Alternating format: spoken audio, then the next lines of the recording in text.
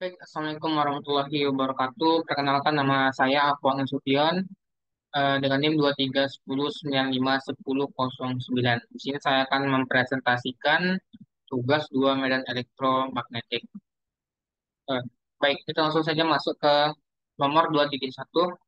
Diketahui besar muatan dari Q1 itu sebesar minus 20 mikrokulum memiliki pada posisi A, di mana A itu adalah koordinat minus 6,4,7 dan muatan Q2 itu 50 mikrocoulomb. Memiliki posisi pada titik B yaitu 5,8,-2 dalam ruang bebas. Carilah besar vektor AB. Lalu pertanyaan C, tentukan gaya vektor muatan QA terhadap QB jika epsilon nolnya diketahui 10 pangkat minus 9 dibagi dengan 36 pi eh, F per meter. Dan juga yang pertanyaan D pertanyaan yang sama dengan epsilon 8,854 kali dengan 10 pangkat minus 12. Kali di pertanyaan yang A, kita cari vektornya karena vektor AB artinya B dikurang A. Maka koordinat B akan dikurang dengan koordinat A yang bersesuaian. Menghasilkan 11 AX tambah dengan 4 AY dikurang dengan 9 AZ. Lalu pertanyaan B, cari besarannya. Maka kita akarkan eh, akan menjadi akar 11 kuadrat tambah 4 kuadrat tambah 9 kuadrat itu menghasilkan 14,76 eh, meter. Lalu yang pertanyaan C, carilah gaya yang ada pada gaya ketika epsilon 0 itu 10 pangkat minus 9 dibagi dengan 36 pi. Mari kita masukkan, kita tahu rumus gaya itu adalah QA dikali dengan QB dibagi dengan 4 pi epsilon 0 dikali dengan besar eh, RAB kuadrat dikali dengan vektor satuan AB. Maka kita bongkar vektor satuan itu kita tahu vektor AB dibagi dengan besarannya. Sehingga kita dapat rumus baru yaitu QA dikali dengan QB dikali dengan vektor AB dibagi dengan 4 pi epsilon 0 besaran RAB pangkat 3.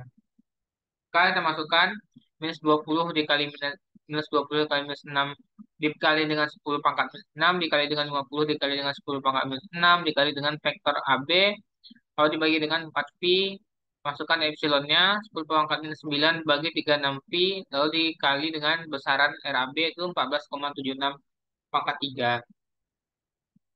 Nah, pertanyaan D, FA, berapa besar FA, AB ketika epsilon 0-nya 8,854 kali dengan 10 pangkat minus 2. Kita masukkan dengan cara yang sama, minus 20 dikali dengan 10 pangkat minus 6, dikali dengan 50 kali dengan 10 pangkat minus 6, dikali dengan vektor AB, lalu dibagi dengan 4 pi, dikali dengan 8,854 dikali dengan 10 pangkat minus 12, dikali dengan besaran AB, yaitu 14,76 dipangkatkan dengan 3. Itu menghasilkan vektor baru, yaitu besarnya eh, 30,72 vektor satuan X ditambah dengan 11,169 vektor satuan Y dikurang 25,13 vektor satuan Z. Dengan satuan adalah eh, meter Newton. Kita tahu juga pada gambar ini kita membutuhkan titik origin untuk membantu kita menyelesaikan persamaan ini. Kita tidak bisa langsung mengerjakannya tanpa titik origin. Lihat pada ilustrasi di kanan ini.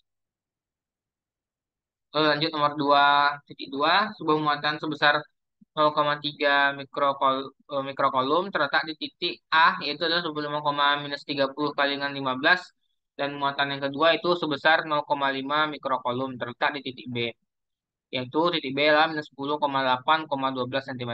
Tentukan medan listrik di brand A, titik asal itu titik origin 0,0,0,0, lalu titik B itu adalah titik P sebesar di pada titik 15,24,50.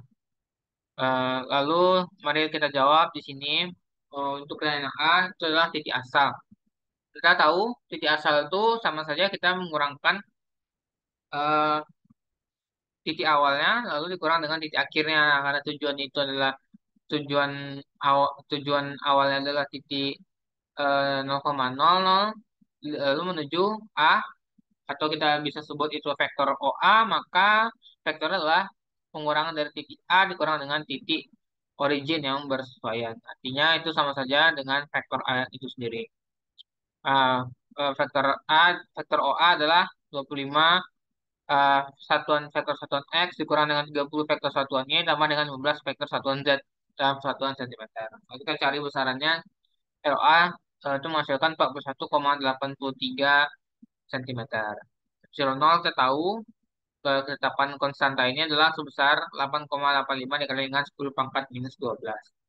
Untuk mencari medan listrik, kita gunakan rumus medan listrik pada titik A, yaitu muatan pada titik A dikali dengan vektor vektor OA, atau bisa disebut vektor posisi A, lalu dibagikan 4pi epsilon 0 dikali dengan vektor posisi besaran dari vektor posisi A pangkat 3.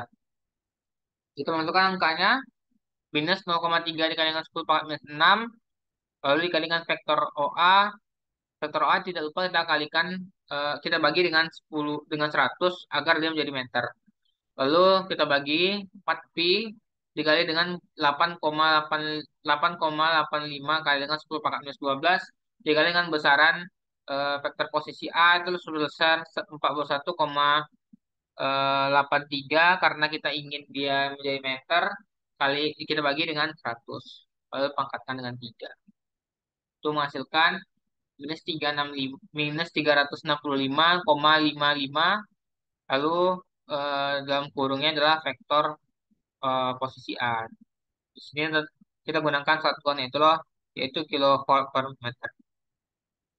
Lalu selanjutnya kita cari vektor vektor satuan vektor posisi B. Itu kita tahu karena dia vektor terhadap posisi, artinya B dikurang dengan titik originnya. Itu sama saja menghasilkan minus 10 vektor satuan X tambah dengan 8 vektor satuan Y tambah dengan 12 vektor satuan Z dalam satuan centimeter. Kalau kita cari besarannya, kemarin kita akarkan 10 kuadrat tambah 8 kuadrat tambah 12 kuadrat itu adalah 17,55 cm.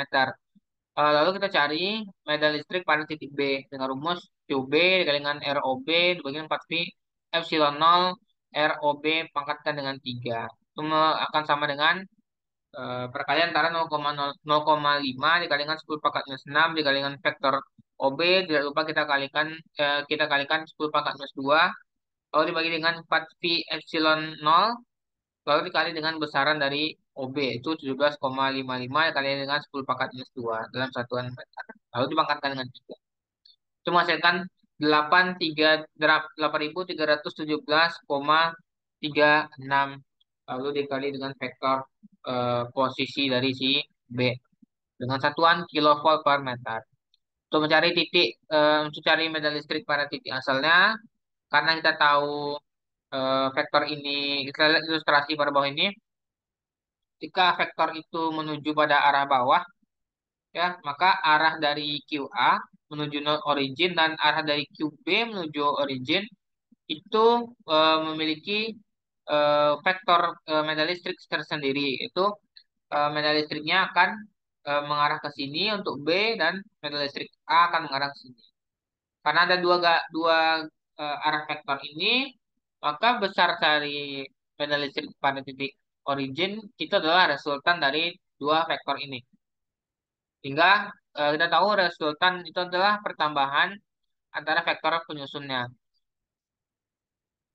Mari kita jumlahkan medan listrik A ditambah vektor medan listrik A ditambah vektor medan listrik B. Itu intinya menghasilkan hasil akhir 92,3 vektor satuan X dikurang dengan 77,6 vektor satuan Y dikurang dengan 94,2 vektor satuan Z dengan satuan kilovolt per meter. Untuk pertanyaan B, pada titik P, untuk pertanyaan B kita lakukan hal yang sama, namun di sini kita gunakan titik P.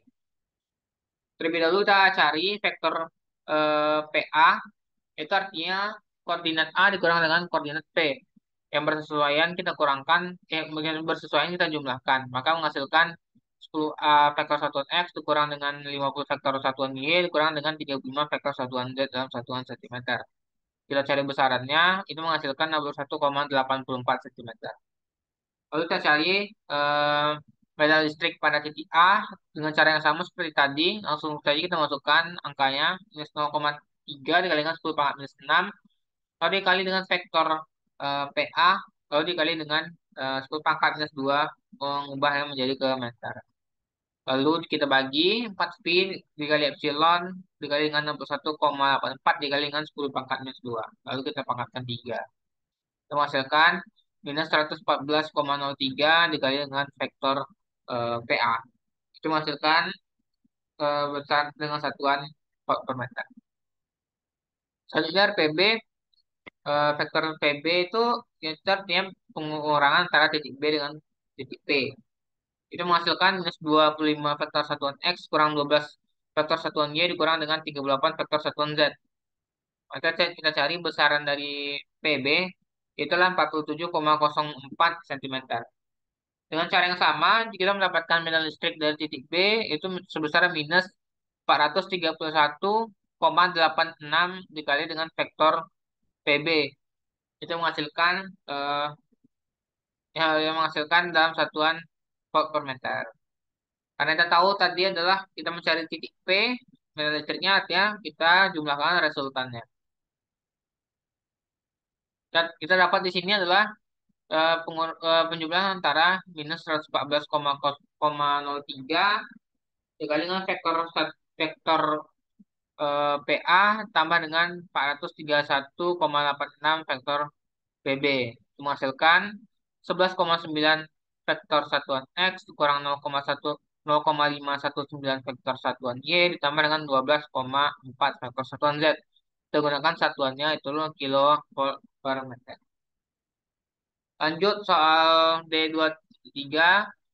Mari kita evaluasi notasi sigma di kanan ini. Itu ada yang pertanyaan A. Notasi sigma dimulai dengan M0 sampai dengan 5, sampai 5. Lalu kita masukkan ke dalam persamaannya. Begitu juga dengan pertanyaan yang B.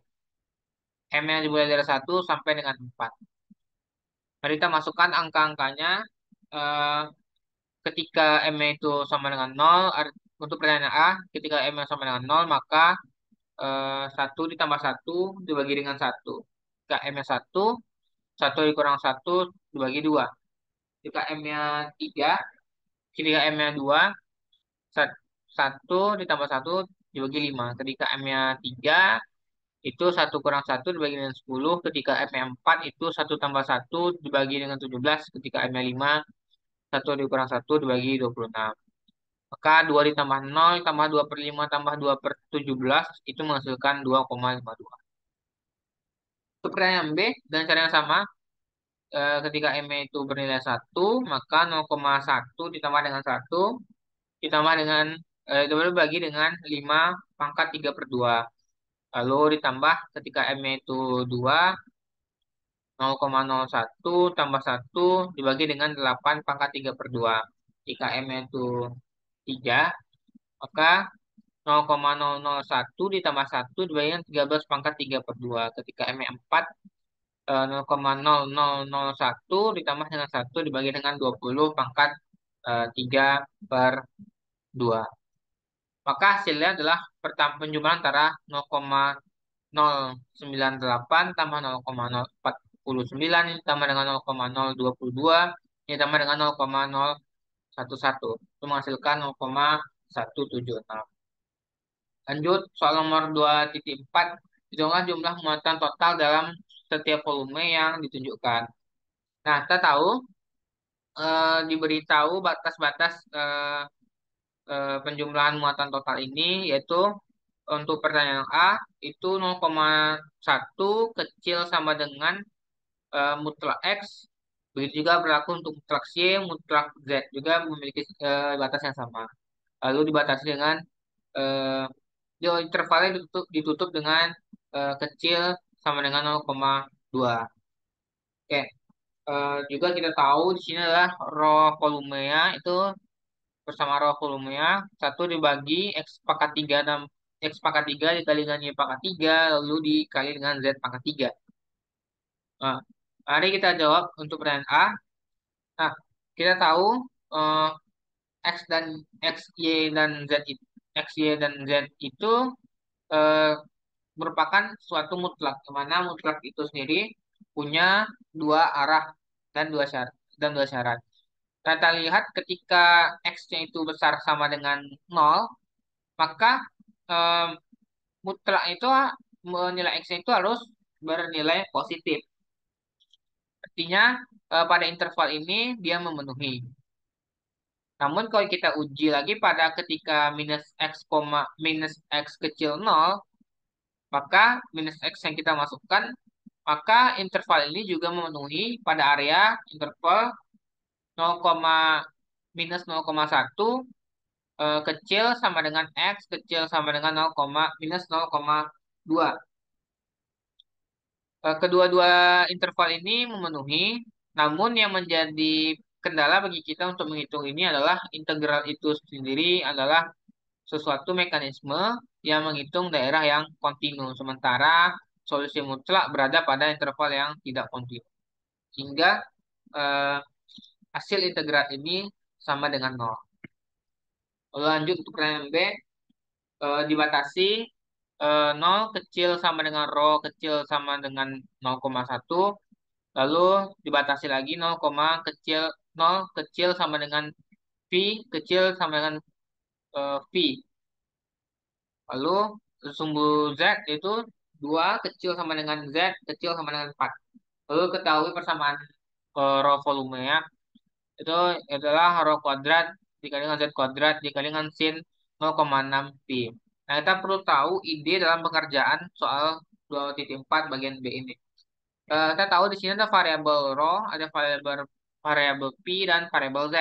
Nah, kita tahu tiga variabel ini mencakup dari variabel silinder, koordinat silinder. Maka ketika ditanya jumlah muatan total, artinya kita mengintegralkan eh, ke semua syarat-syarat yang ada diberikan, sehingga kita bisa tahu berapa besar muatan total dalam setiap volume.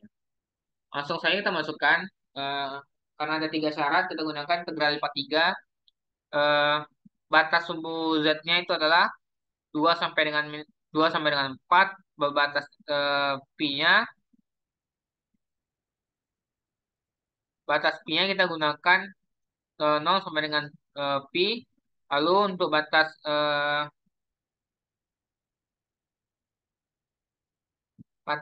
si Z itu batasnya zero itu kita gunakan 0, sampai dengan 0,1.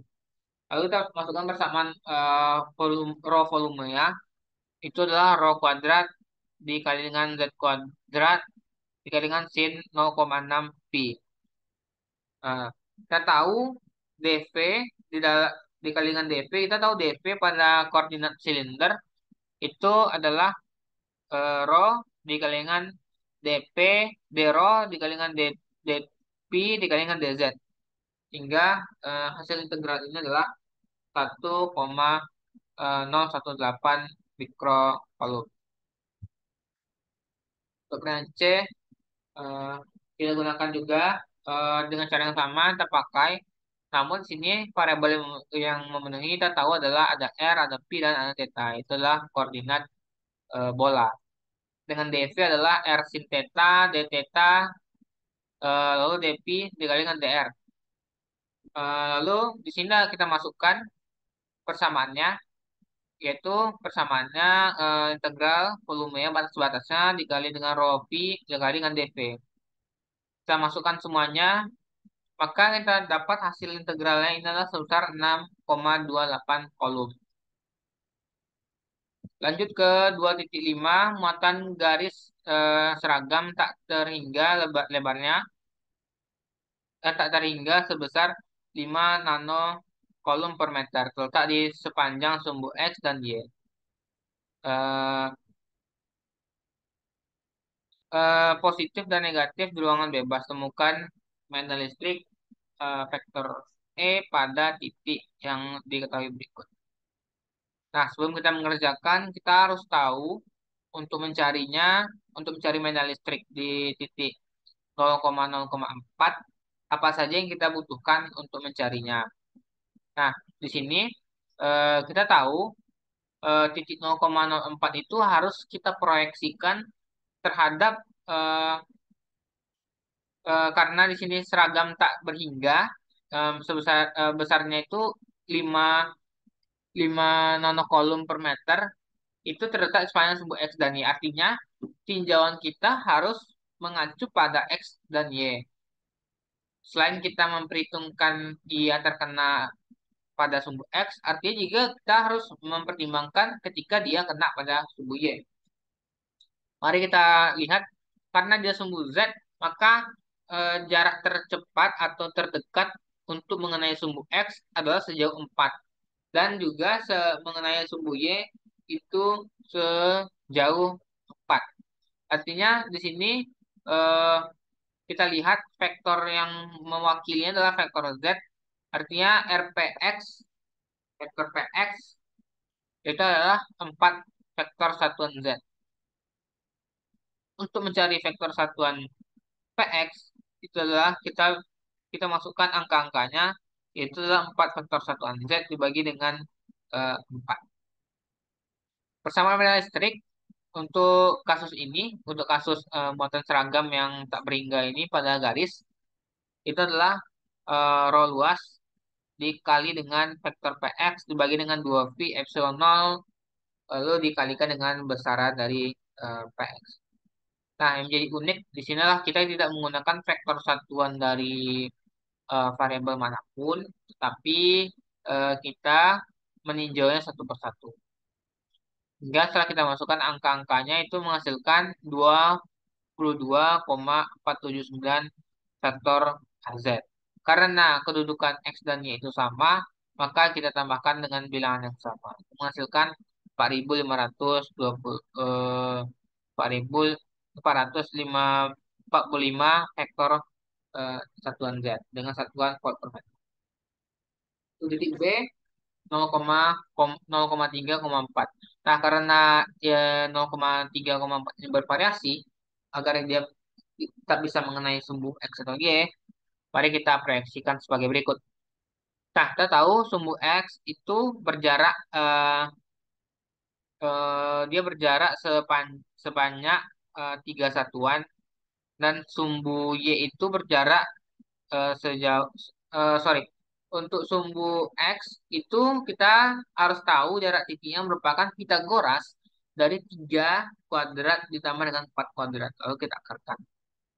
Itu adalah jaraknya atau sumbu miring dari segitiga ini. Eh, untuk jarak ke sumbu Y itu adalah sejauh 3 satuan. Maksudnya 4 satuan. Baru kita masukkan ke dalam rumus sehingga kita dapat FC muatan listrik adalah 22,479 vektor satuan Z, dan begitu juga eh, untuk yang eh, E2 adalah 10,8 vektor satuan Y. Nah, dan juga ditambah dengan 14,38 vektor satuan Z. Menghasilkan 10,8 vektor satuan Y tambah dengan 36,9 vektor satuan Z dengan satuan. Oke, lanjut soal 2.6. Tentukan lembar muatan seragam tak berhingga terletak di ruang bebas sebagai berikut. Di mana 0 kolom dibagi dengan M kuadrat pada titik Z minus 4, besar muatan 6,6 nanokolom per meter kuadrat pada titik Z sama dengan 1 dan minus 8 nanokolom per meter kuadrat pada Z sama dengan 4. Carilah medan listrik pada titik eh, berikut. Itu adalah titik A, titik PA, itu 2,5, minus 5, B adalah 4,2, minus 3, dan C adalah minus 1,5,2, dan yang D adalah minus 5,4,5. Nah, untuk mencari besar medan listrik pada seragam ini atau lembar muatan seragam ini, kita mesti tahu berapa vektor yang tegak lurus terhadap bidang tersebut. Eh, Artinya kita tidak memperhitungkan berapa jaraknya, namun yang kita perhitungkan adalah eh, apakah dia tegak lurus mengarah ke bawah atau ke atas. Sesimpel itu. Ketika dia mengarah ke arah bawah, artinya artinya medan listriknya bermuatan negatif dan sebaliknya. Hingga kita tahu untuk mencari medan listrik total yang dialami titik, itu kita jumlahkan saja ke tiga pada bidang-bidang platnya.